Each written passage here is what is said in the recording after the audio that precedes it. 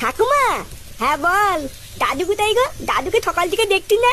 তোর দাদু কি আমাকে বলে যায় নাকি সেই সকালবেলায় গেছে? কোথায় যে গেছে এখনো আসেনি। নিয়ে বলা দাদু দিয়ে আমাকে বলেছিল 10 টাকা দিবে, 10 টাকা দেওয়ার ভয় কি কোথাও পালিয়ে গেলি নাকি? পালাই ফাটার সাথে চেয়ে আনা গেলি। দালা একবার বাড়ি আসুক। গিন্নি, কই গো গিন্নি, কই গেলে? ওই দেখ তোর দাদু এসেছে মনে হয়। গিন্নি, তোমার কি রান্না হয়ে গেছে নাকি? না গো, এই তো সবে তরকারিটা হচ্ছে, এরপরে ভাত বসাবো।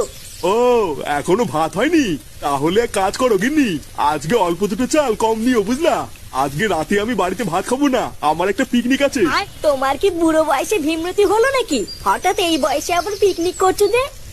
মানে আসলে গিন্নি নগেন দ্বারা এত করে জোর করলো যে মানা করতে পারলাম না, বুঝলা? দাদু, তোমার সাথে আমিও কিন্তু পিকনিকে যাবো। কতদিন আমিও পিকনিক খাই না, আজকে তোমার সাথে গিয়ে আমিও পিকনিক খাবো। মানে দাদু ভাই, এই পিকনিকটা তোমাদের জন্য নয়, বুঝলা? এই পিকনিকটা হলো বড়দের জন্য, এখানে বাচ্চাদের যেতে নেই। আমরা না হয় বাড়িতে অন্য কোনো দিন সবাই মিলে পিকনিক করবো, ঠিক আছে? হ্যাঁ, বালার বাল, নিবানা সেটা বললেই তো হতো। তুই না আমাকে বোকা দিতে পেয়েছে, আমি কিছু বুঝি না মনে হচ্ছে।